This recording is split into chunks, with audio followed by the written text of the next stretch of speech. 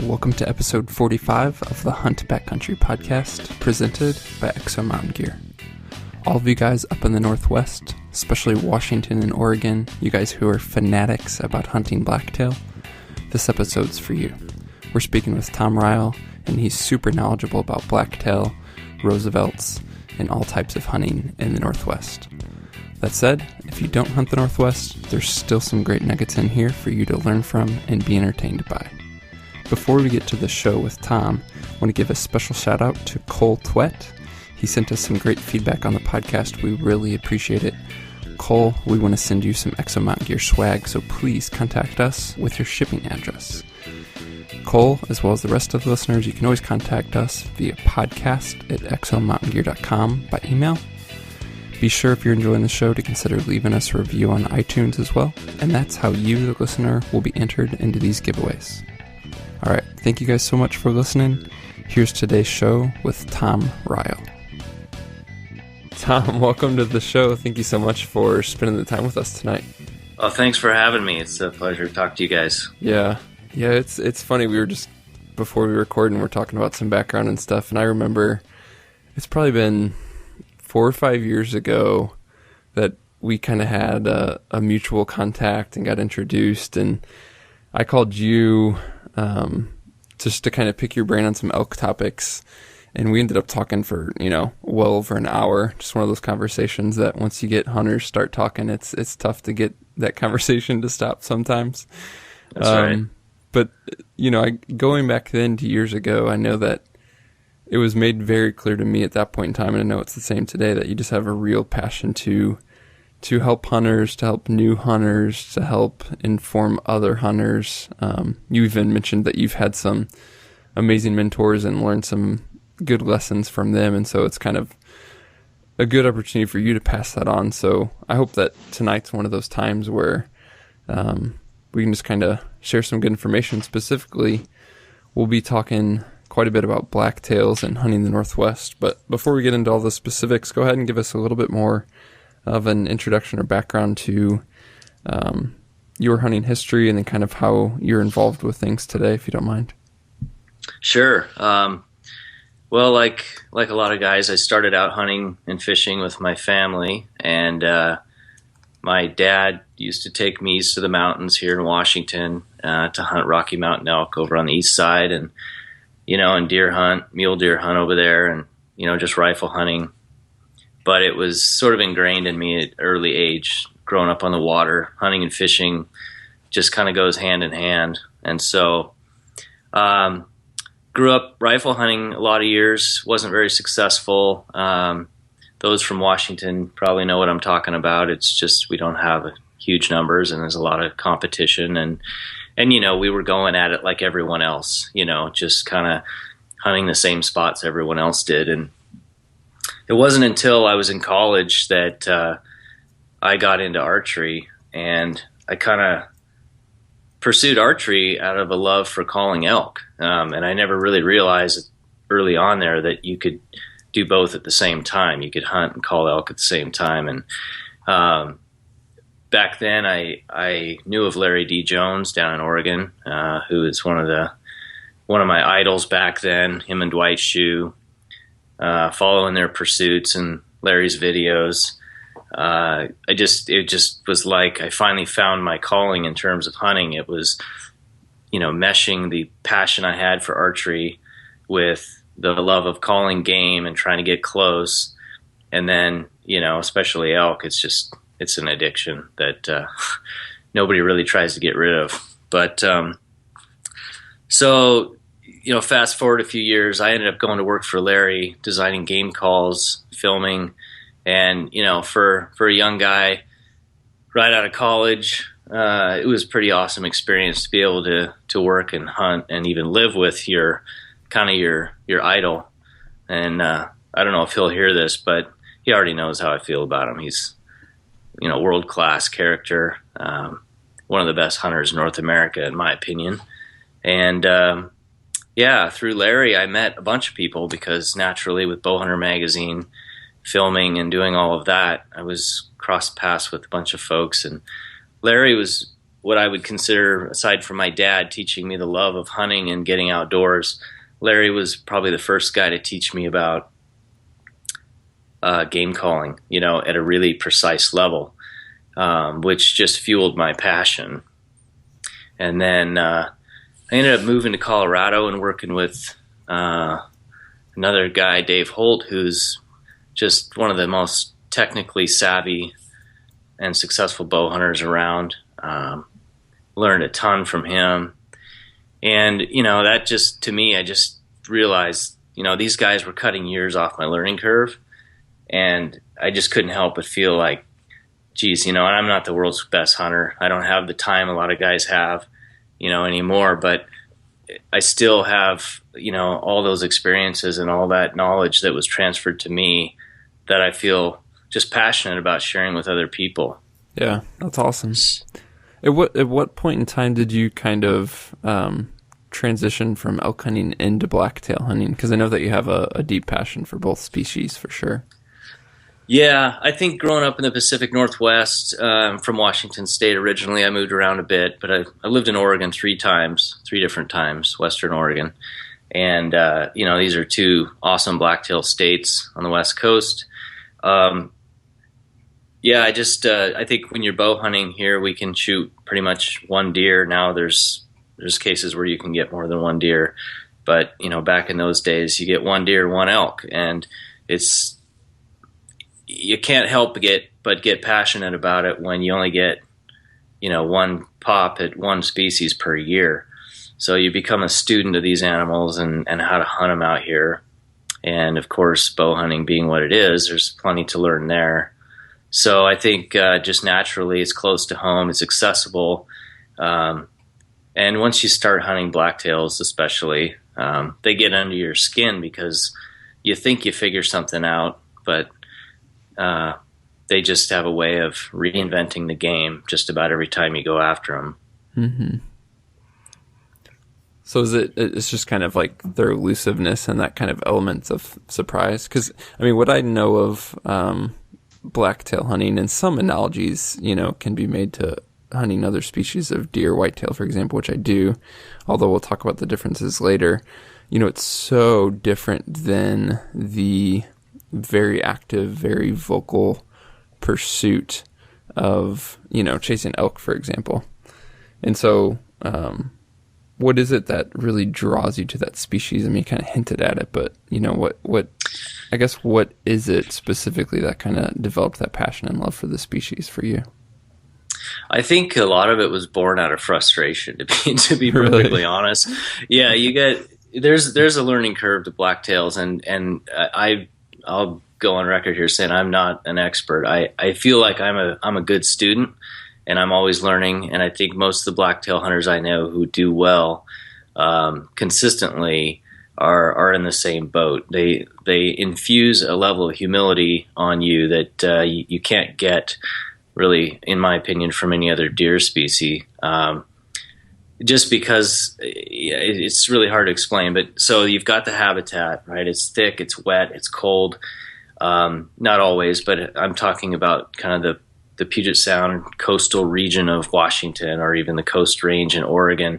You start getting into Southern Oregon, Northern California, and you're dealing with the same, genetically the same animal, but they're different because of the habitat they inhabit. So up here, it's about, thinking, I'm gonna hold out for a 3x3 buck or a 4x4 buck, and you realize at the end of a long season that you've seen 4 corn and a spike and 4 does, and you're kind of you have to set your expectations. And so for me, it was about trying to overcome those frustrations of trying to learn more and figure out, why am I not seeing deer on this trail? It's pounded. I should be able to put a tree stand up here and kill a deer the first night. And, 26 nights later, you haven't seen a deer and you're wondering why. So you sort of have to work backwards from your frustration and start building, the puzzle that is blacktails. And that's, I think, for me, it's just one of those things you just continually try to learn, and people either love it or hate it is kind of what I've seen. Mm-hmm. A lot of guys out here that just don't even hunt them because they don't want to deal with the brush, the rain, or the frustration. Mm. Hey, Tom, is it part of it just population density is pretty low, or are there plenty of deer? It's just so thick and so much cover that you're just not going to see them. Well, I think it's a little of both. I know Oregon has considerably more blacktail numbers than Washington. I think the same kind of holds true with Roosevelt elk and even Rocky Mountain elk.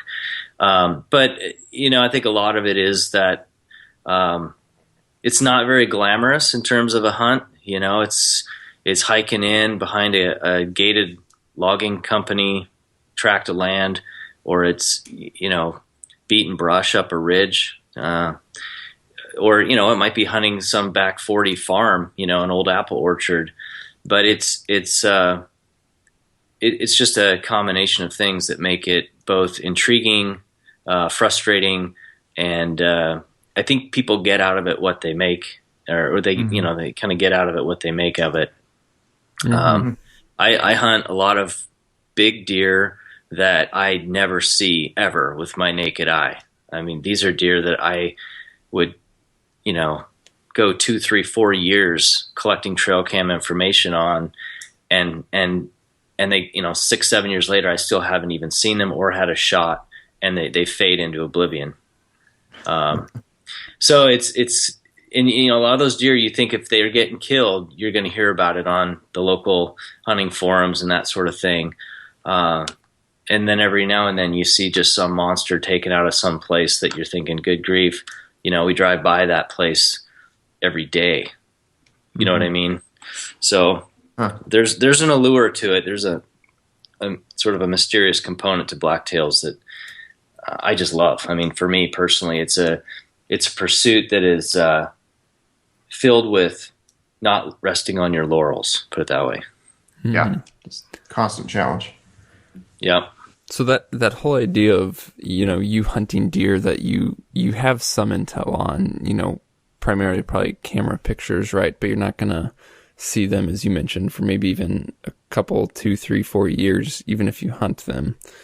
It makes me think of behavior patterns, which is a topic I wanted to touch on for sure and just kind of understand about the species. Again, equating it to whitetail, I know what you're feeling. I hunt some whitetail that I have pictures of that it's like, you never knew they existed. And then you get, lucky and get some trail camera pictures and then maybe start to figure out their patterns. But then behavior changes so much. I mean, something we run into quite a bit is when the pressure picks up and the season starts to really go and they go nocturnal. So what type of behavioral patterns do you see with blacktail? And at the same time, what is kind of an overarching look at how their behavior changes throughout the hunting season or throughout the fall or because of mating, things like that? But get us a little bit more into understanding how a blacktail operates. Sure. Yeah, that's a great topic. We could spend a lot of time on this, and this is actually a subject I spend time talking on in seminars. But I think if we start, I like to think of starting maybe in May or June when fawns are dropping, and just sort of looking at the life cycle of a deer and sort of the behaviors that are happening within any given population. So, if you look at here coming up end of May, first week in June, you're going to start seeing fawns drop. And for me personally, that's something I look for because we'll get to this in a minute. But, when you start seeing those first fawns on the ground, you can back up about 200 to 210 days on your calendar, and you can determine when the doe was bred that dropped those fawns. And one thing that's important to note on that is that I believe the rut, or what we call the rut or peak breeding, I believe that occurs around the same time each year. But I know that within different doe groups and different subpopulations within a region, you will see variance in that. So in the particular areas that you want to hunt, it's important to start looking and doing your scouting in, the first week in June when those fawns are dropping. So if you look at what deer are doing at that time of year, you have pregnant does out wandering around. There's awesome amount of food. There's water everywhere. It's kind of high time for deer. They're everyone's thriving, I guess is the best way to put it. And I think that continues right on through, June, July, and August. Bucks are obviously in their male social groups. Everybody's happy-go-lucky. And then, you get into September, I think end of August, first week in September, our bow season starts, usually September 1st for deer. And there are velvet bucks taken in Western Washington and Oregon, but predominantly most of those deer are hard antlered and they've been out of velvet for about a week. And that's, to me, when you start talking about deer behavior, specifically blacktails, and I think it's true with whitetails as well. But I believe that is the beginning of what I would call the rut. And I know people are thinking, no way, the rut's in November. Well, the rut is not a thing. It's a series of mating behaviors that occur from the time those antlers are hard and those social groups and social ranking is established, and it continues right on through the end of December. And so September 1st, that first month, I'd say into about the second week of October, these bucks are establishing their pecking order. They're putting down, rubs. They're laying out their areas. They're highly focused on food. They do still hang together, but they are starting to sort out who's who within those subgroups. And I think, behaviorally, blacktails, there's a lot of controversy on whether or not a blacktail will actually make a scrape, literally paw the ground and make a scrape and urinate in it like a whitetail does. I've personally never seen one. I've never witnessed a deer doing it. And however, I do have a fair amount of experience making mock scrapes and having whitetails pound on those things overnight. So I've experimented with it, and I've personally never seen any sign of it, nor have I ever found a blacktail scrape. They do make rubs, and they make rub lines, much like a whitetail, but I don't think the rub lines are as defined as you might see in whitetail country, and that's just a function of the habitat. We don't typically have, these long irrigation ditches lined with trees, or the sort of the crop or sort of that crop field breakup of the land that sort of dictates where those animals are going to be putting down rub lines and things. So, you start getting into the middle of October, and this is where, to me, things get really interesting, because this is kind of getting into that pre-rut phase where, the majority of the younger bucks are going to start chasing does around, and you'll see forkhorns chasing deer across the road on the way to work and whatever. And this kind of peaks really by Halloween. And I would say Halloween is probably one of the best days of the year to kill a big blacktail in Western Washington or Western Oregon. Now, I don't know what Oregon seasons are anymore because I don't live there, but we can actually hunt, depending on which tag you buy. You can buy a rifle tag and hunt with a bow, or you can buy a rifle or a rifle tag and hunt with a gun. And then there's a muzzleloader season in there as well. That's kind of earlier in the month of October. But many times I will buy a rifle tag and hunt with my bow, because I'm able to hunt areas that don't allow firearms, and I'm able to hunt during what I consider the most productive time of the pre-rut period, which is about the middle of October to the end of the month. So that's a tactic that I think is highly underutilized out here.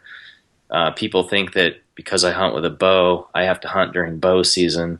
And if you check your regulations, you can actually wear orange and hunt during the rifle season with your bow, but you can also hunt areas that are restricted to firearms. So you're looking at rural areas that might be unincorporated, not within city limits, but they're they do have firearm restrictions in them. So that's something to keep in mind. So, and again, this last part of October, the last week in October, is just a frenzy of pre-rut activity. There's rubs being put down everywhere. Bucks start eating less. They become very active. But again, it's mostly the younger age class until you get right up to the end of the month, and then that first week in November. The other thing I would say is back about the time they go and rub out their velvet at the end of September, that's when these bucks, pretty much like a light switch, go nocturnal. You generally don't see any buck that's 2.5, 3.5 years old and older during the daylight very often from about the 1st of September on. And of course we have shortening days that occur, and all the rain and clouds don't help that situation either. It's just darker. But yeah, so I would say, in my experience, the peak of the rut here, the peak breeding is around between the 10th and 12th, maybe 14th of November. I generally pin November 12th as the peak. And what you see right around that time is a real drop-off in buck activity. And that's a pretty good indication that a lot of does are locked down by mature bucks. You'll see younger bucks hanging around together, whereas they weren't maybe, a week or two earlier.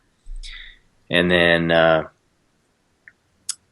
actually, in my opinion, has been a difficult time to try to kill a big buck. I've just not had a lot of luck after November. A lot of times in Oregon, you see big bucks taken out of western Oregon, the Willamette Valley, around Thanksgiving, and our late bow season here starts up November 25th, usually, right around there. And I found that to just be an absolutely dead time in the woods for me in the areas that I hunt. And I know there's probably plenty of other people that would love to be out there that time. And I just have found that that mid-November on is not really good. On the other hand, I found that if you count forward to about the middle of December, which would be about a month after that first wave of does, about 80% of the does go into heat, that mid-December, I've actually rattled in a lot of bucks in December. And one buck I killed, it was the last week in December. I had two other bucks fighting about 100 yards away, just a knockdown, drag-out fight in the snow, in that last week of the month of December. And I've killed two bucks on December 31st, last day of the season, that were, in my opinion, what I would call ruddy. They were coming to calls and responding. So I actually found that mid to late December is actually, for me, my experience, areas I hunt, more productive for calling and just general buck activity. That's really interesting. It's interesting, I'm just sitting here, how much some of that compares to what, like whitetail hunting where I'm at in Missouri, for example. It's interesting that, obviously different subspecies of deer in vastly different parts of the country, but just in terms of timing, a lot of it's in line with what you're saying in terms of like the peak breeding, peak activity, things like that. Yeah, and I've hunted whitetails in 5 or 6 states, and I've found that too. I've just found whitetails, even though they're very frustrating, I think a whitetail deer's got to be one of the most adaptable, crafty animals on earth. But just in general, you can pattern a whitetail a little bit more readily than you can a blacktail, and I don't know what the reasoning is there. I think a lot of it has to do with the fact, like I said before, you're not dealing with as many natural funnels. And deer here just tend to wander, and you can set up on a hot trail where you've got pictures of a buck coming in, but bucks don't use the same trails on a regular basis unless you're talking real early season or summer. Once that velvet comes off, they just become this nemesis in terms of trying to pattern them. Do they have a pretty big kind of home range, or I mean, do they live within a square mile, 5 square miles? Do you have an idea? Yeah, there's a lot of work been done on that from biologists, and I try to keep up on some of those studies. And what they found, and I can't cite all of this data, but I try to keep notes on it. They found that the average blacktail deer, not just bucks but does, they live within about a 32 acre area, 32 square acres, which is about a 20th of a square mile. Wow. Which, when you break it down, some of the private lands that I hunt in these rural areas are 150 acres, and I think, okay, well then I've got some resident deer here. Having said that, they do wander. I think, I didn't get into all the details of the pre-rut, but there is a phase of the pre-rut where these bucks will go on a little walkabout, and they will cruise doe bedding areas across the, 5, well, maybe not 5, maybe, I don't know, 1 to 5 miles away, looking for does and looking for hot does and that sort of thing. But in general, their home range is pretty small, and in general, the older a buck gets, the smaller and more confined his home range becomes. So this is a point that I think I will be trying to learn more about until I'm gone. And that is some of the places that I hunt, you literally are annoyed because there's so many cars driving by. And if people knew where these deer tend to hole up, they'd be amazed. They literally can live right under your nose and you never know it. And just like with whitetails, I used to, middle of the day, you'd see a little patch of brush in the middle of a CRP field or something, high noon in October, I'd walk out there because you never know. I mean, a buck could just bed down in that little patch and, nobody's going to go out there and look. So it's not a bad place to hide. Blacktails are the same way. They have a lot of those same traits where they will hide between the off-ramp of the interstate and the overpass in a little thicket. You know what I mean? Mm-hmm. Or you see them dead there, in October when they might have chased a doe or tried to get a doe across the highway. You see a lot of roadkill, and I keep track of all that stuff too because they're like bass. You got to catch a big bass under somebody's dock, and you sure enough come back next year and catch another big one out of that same hole. And I found that blacktails are similar to that, and I think really all deer are that way. Big bucks hang where big bucks hang, and they do it for a reason. Yeah. Mm-hmm. So besides looking between overpasses, I did want to talk a bit more about specific habitat features and then locating deer. I know that you're mentioning quite a bit, specifically within the western portions of like Washington, Oregon, and clearly there's, diversity in those states between the western end and the eastern end for sure. So specifically on the western end, where things are clearly more forested and things like that, as you're scouting, as you're looking for spots to place trail cameras, things like that, I mean, clearly, sure, you find a well-worn trail, that's obvious, but what other terrain features and or patterns of behavior in terms of land use, things like funnels, have you noticed that blacktail tend to use and prefer? Yeah, that's a huge topic. So let me start by saying that, Western Oregon and Western Washington are made up primarily of private timber company lands, and these are public accessible lands, but much of them, millions of acres. But most of it's locked up during the bow seasons, meaning they have gates on these main roads going into these lands, and you're able to bike in there, ride a horse, or walk or hike, but you can't ride quads and that sort of thing. But having said that, so there's a lot of Douglas fir production out here. We grow millions and millions of board feet of lumber that's shipped all over the world. So these lands are prime habitat for blacktails and Roosevelt elk. The main reason is when they cut big clear cuts, they open up that land for shrubs and other vegetation to grow in while they've replanted it with evergreens. It takes those trees, 5 to 8, 10 years before they're really starting to choke out some of the brush, and 20 to 60 years before they're, into a more of a production status in terms of logging. So those clear cuts are prime habitat for blacktails. An awesome tactic is to bike in. You can attain maps from, I use Google Earth. Google Earth is great because you can see those cuts. You can see the age. They're not super accurate. They're within a year or two.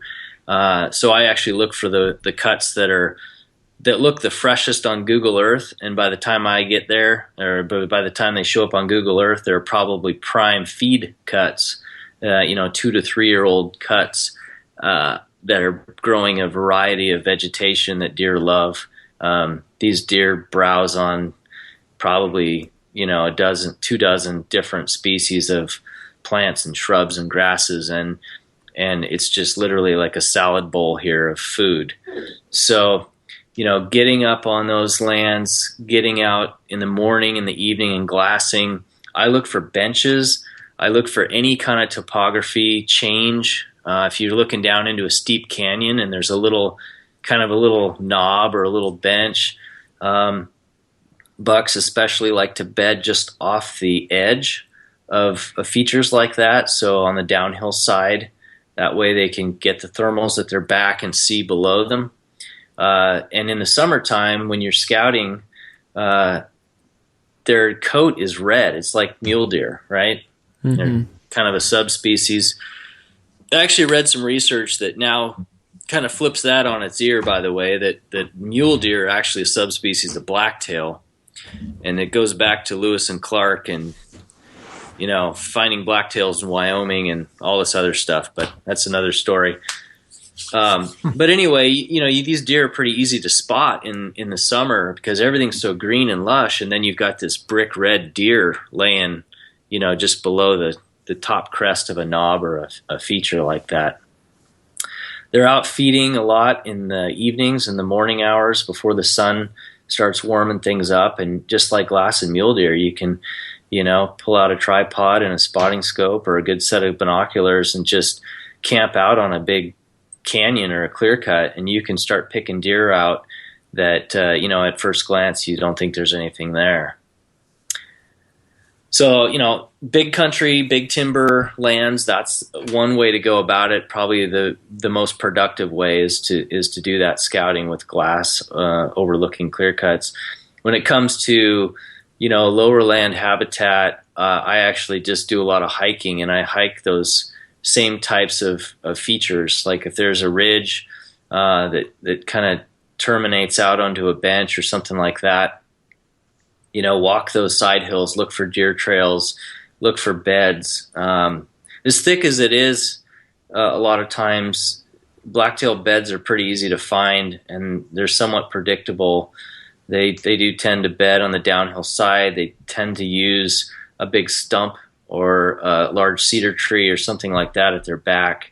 And so, just being boots on the ground and doing your normal scouting is a great way to find deer. And a lot of times you'll bump does and fawns in the summer.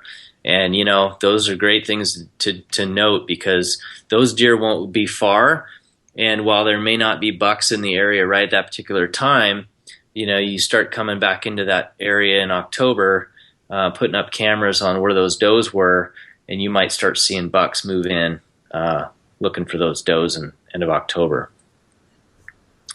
That's kind of a couple key ways that I go about scouting. Yeah, that's super helpful for sure. Yeah. I mean, you mentioned kind of the salad bar effect, if you will, in terms of food sources, and that's kind of what I imagined with things being so green out there. But any other particular tips on, locating specific or hot or preferred food sources in an area? Yeah, I think, when I lived in Oregon, it's interesting when you get down around Springfield, about halfway down the state, a little more than halfway on Interstate 5, From there south to the California border and even into Northern California, you get into a lot more oaks, and acorns become a factor for food. Whereas up here, we have white oaks around here, but not enough to produce any significant draw for deer. And they're so random. So I think, old apple orchards are probably a better bet, if you're looking for a really strong food source for deer, especially in that early season, late summer, early bow season in September. Deer absolutely love apples.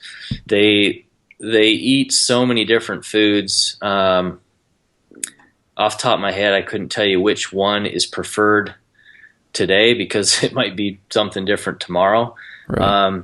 I do know that spending a lot of time looking for sheds and even spending a lot of time in clear cuts, wherever they've cut a big leaf maple tree, you get all these sprouts that come up around the stump the following spring. Mm-hmm.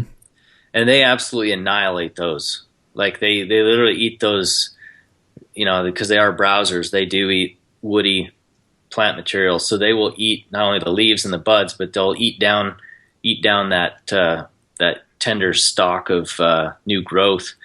And they literally shape these things like little chia pet heads, So you can glass those and see, okay, well, I know deer are feeding in here in the summer.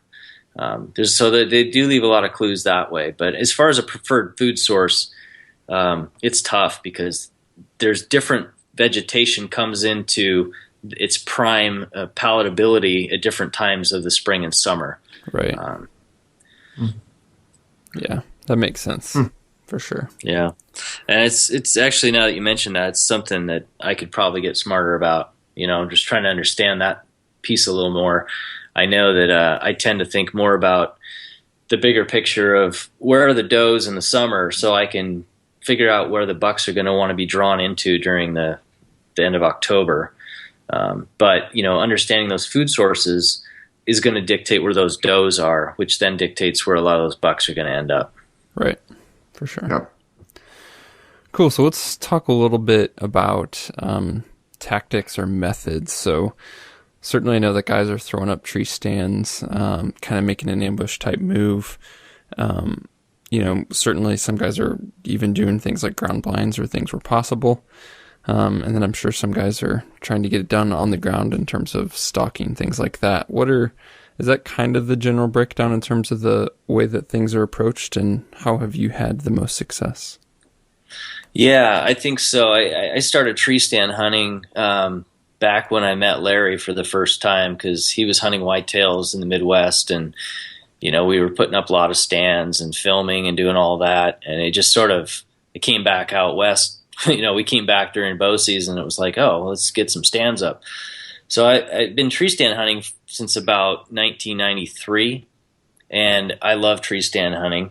I also enjoy, with the advent of ground blinds and pop-up blinds and having kids and aging parents, it's a great way to get other family members out, and popping up a blind is arguably, I think, one of the best ways you can hunt, because number one, it gets you out there when the weather's really bad. It helps contain your scent somewhat, and you're able to, put these blinds up on private lands or in these kind of tucked away properties that, you can kind of set them up and leave them up, and they're easy to move. So I've actually not killed a buck out of a ground blind yet, but a buddy of mine in Oregon just took a giant blacktail that I'm going to be measuring here live on another podcast. But he took that buck out of a ground blind after sitting many days in that same blind. Still hunting is my favorite method to hunt blacktails. I can sit daylight till dark in a tree stand. I've done it whitetail hunting a number of times, but to me, nothing gets me more excited than, being on the ground, one-on-one in that last week in October, just putting stealth to work and getting it done that way. And I've actually killed two of my biggest bucks doing that.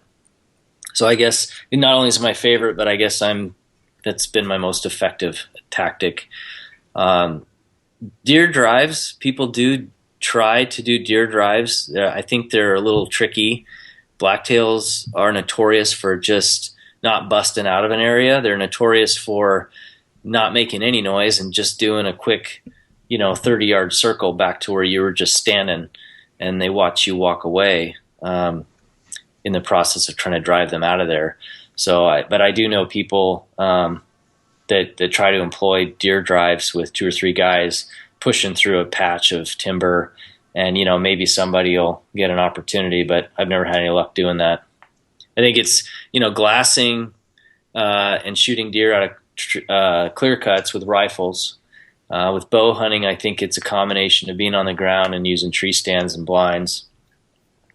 And other than that, it's I guess there's road hunting. I would hate to call that a hunting method, but it is an effective way for people to, if you've got, for whatever reason, you find yourself in a truck driving logging roads looking for deer. There's nothing wrong with that.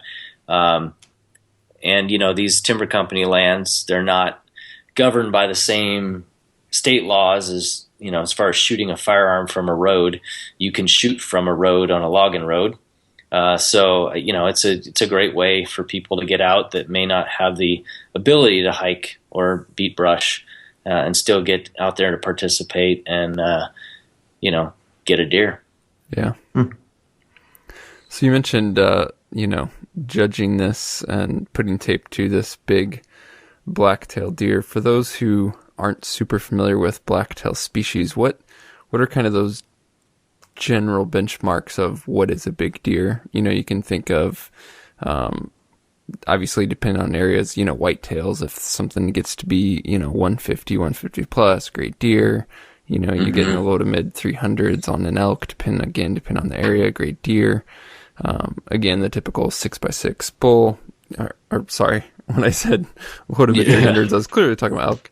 And then, the typical 6x6, trying to go for that. So what are some of those kind of benchmarks that people tend to look at and shoot for with blacktails? Yeah, I think it's an interesting point because everyone has their own standard and their own abilities, or I shouldn't say abilities, their own population of deer they're hunting. Having lived in Oregon 3 different times, I saw more bucks, I saw bigger bucks with less effort when I lived in Oregon. And having said that, there are deer in Oregon that I passed up that I wouldn't pass up here. And when I say pass up, I'm talking about a 90-inch 3x3. Mm-hmm. You think about Pope and Young or any of the record book minimums for archery. That 90-inch mark, 95. Anything close to 100 is a solid representative Columbian blacktail. And I should sort of delineate here a little bit too. I'm talking about west of Interstate 5 to the Pacific coast. So from Interstate 5 to the crest of the Cascade Mountain Range, that's what we kind of call a Cascade blacktail. And these are deer that they do migrate and they do interbreed with mule deer. So they can get bigger bodied. They can have a tail that looks like a mix between a blacktail and a mule deer tail, meaning it has maybe more black on the tail, a little wider tail, and then just bigger antlers. But I'm speaking about deer west of Interstate 5, which have no real means to interbreed with mule deer, and so these deer can range from, in any particular hunting area, some areas shooting a nice big forkhorn is a great buck, whereas in another area, you wouldn't even think about shooting a forkhorn buck. But in terms of what I consider a big deer is, really any deer that has made it 3.5, 4.5 years old is going to be a record book contender type buck that's a 3x3, 3x4, or 4x4. And, there's always debate about whether brow tines are considered points. I'm a Pope and Young measurer and a measurer for a number of other organizations. And to me, if the antler point is a measurable, scoreable point, then it counts. And brow tines are measurable, scoreable points. And so if they're over an inch long and meet all the other requirements, then they count. So what I would call a 4x4 with eye guards, or what someone might call that. I might call it a 5x5 or whatever, but generally any deer over 90 inches, which is going to be a 3x3 or greater, it's a decent 3x3. They do make very small racks on blacktails at times. I saw once a 4x4 that was probably 9 inches high and about 12 inches wide. Wow. And that was either a really young buck with fantastic genetics or something, but it was the smallest 4x4 rack I'd ever seen anywhere, and it was on a buck near my house, and I just was amazed when I saw how little that thing was. Huh. That's very interesting. Yeah. Hey, go back to so you talk about still hunting. What does that look like to you? I think everyone's definition is somewhat different of just kind of walking quietly, or we did a podcast with Robbie Denning where still hunting is literally a step every 30 minutes. And just sitting there. What are you, what's that look like? Are you wearing fleece socks, and just completely quiet, or is it more just kind of walking? Yeah. Good question. Some of these things, it's when you're on the fly here, you kind of forget some of the details, but so it depends on the situation and the habitat. So in the areas where I'm hunting, typically it is brushy. I do wear fleece pants, or I wear soft clothing in terms of my legs. But as far as my footwear, I typically wear just some knee-high Cabela's boots, and if it's dry and it's early season and I'm still hunting, I actually slip on those. They used to be called bear's feet. I don't know if people even know of that product anymore, but they were little kind of slip-on over slippers that you could put over your boots. They had kind of this almost like a synthetic sheepskin seat cover kind of material on the bottom. They looked hilarious, but man, were those things effective. And we used to, put those on when we were filming and doing other things. And I started using them for my still hunting in areas that was really dry, because it helps, keep you from breaking limbs and making lots of noise on your footwear. But for me, it means, again, reading the situation. If like the biggest blacktail I killed, I had actually gone in with the intent of popping up my double bull blind in this gnarly little thicket, and I was just going to sit there all day. Well, I got in there, and it was a nasty night the night before, blowing wind and rain.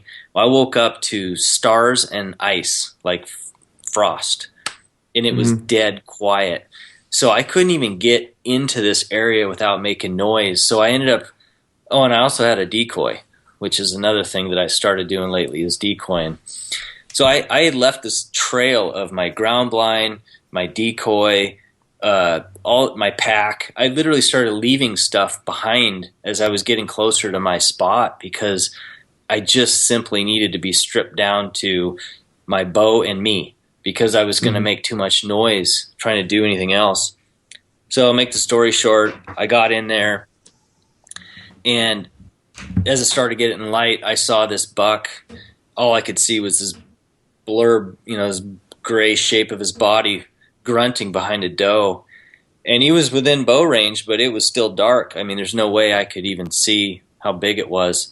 But I noticed the wind was starting to get squirrely, so I literally made a call to back out of there. And I assumed at this point that buck was going to keep that deer locked down in that thicket. So I left and came home, and my family was like, "Oh, did you get one?" And I said, "No, but I think there's a big brute in that thicket where I'm hunting."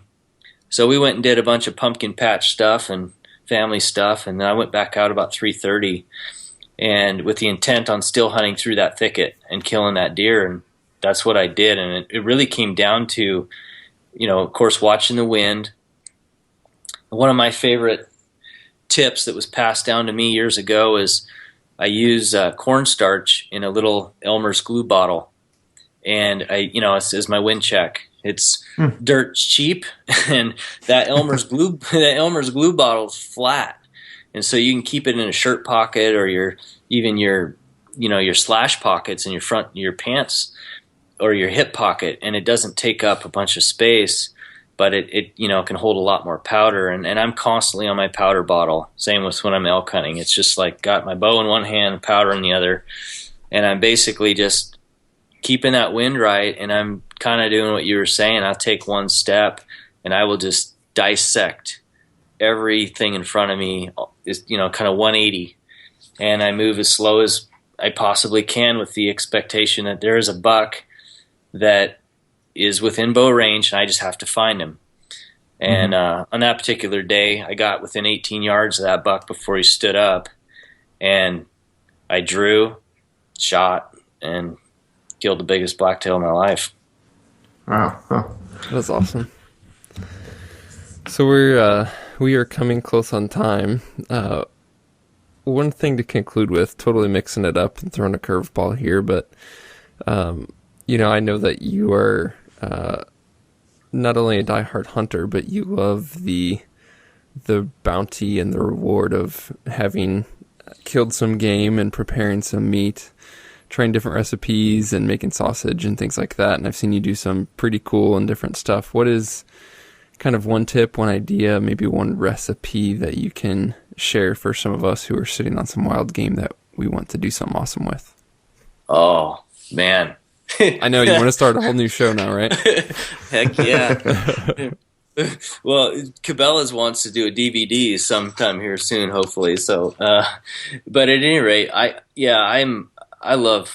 just love wild game, and I don't care if it's a doe or a big buck or cow, whatever. It doesn't matter to me. I see a freezer full of meat, and for me that means endless amounts of enjoyment.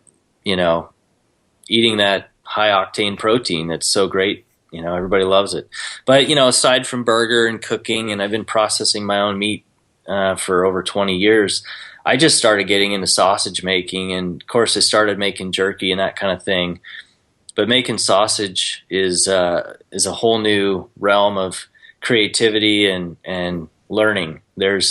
I'm even starting to get now into these semi-cured and cured meats and charcuterie and all this kind of stuff. But I think as far as the average guy with meat in a freezer, here's my recipe. Get out your pens and papers. So you take, first of all, if you're not cutting your own meat, then you need to make sure that your butcher is not cutting your meat with a bandsaw, first of all, because you're dragging that bone marrow and bone fragments all through your meat. And with wild game, that actually imparts that game taste that nobody cares for. So try to bone out your meat without saws and that sort of thing. Secondly is leave those back straps in large roasts. Don't cut them into little butterfly steaks that are going to dry out on the grill. Keep them in a roast of about 6 to 8 inches long, and makes your processing faster because you're not cutting up so many steaks. But secondly, you're keeping that meat and all those juices intact in the freezer. Then when you thaw it out, you've got this large chunk of meat that isn't all exposed to the elements of your freezer, and it'll actually last a lot longer as well. This all goes backwards into the how you care for game meat. So it's really hard to do this in a little on the fly thing. But anyway, here's the recipe. You want to take, and I can actually send it to you if you want to post it somewhere. Yeah, we'd love to. We'll put it on the show notes. Okay, I'll send it to you. But essentially what it's got is olive oil, balsamic vinegar, thyme, garlic powder, black pepper. I like some crushed red pepper, Dijon mustard, and I might be leaving out one ingredient. But at any rate, I'll give you all the measurements to this stuff. You whisk that up and marinate that roast in that marinade for 6 to 8 hours. Stick a meat thermometer in the end of it so that it's in the thickest piece of that meat. I usually on a hot grill, I will put it on there on the flame, couple minutes, flip it to seal that outside. You want to basically, kind of seal the outer layer of meat and hold all those juices in. So you sear one side, flip it over, sear the other side, and then finish it off on indirect heat, meaning you're going to move that meat off the heat and just have the one burner cranked, and you want to cook that till you hit an internal temperature of about 150, and then pull it off and let it sit for about 5 to 10 minutes, tented with foil, and you let that climb to 155, 160, and then slice that up and eat it. And man, is that one of the best pieces of meat you've ever eaten. I'm gonna have to make that tomorrow night. It's almost evil to throw that out there and then now just end this episode. And actually, I should send you a picture. I got a couple pictures of that.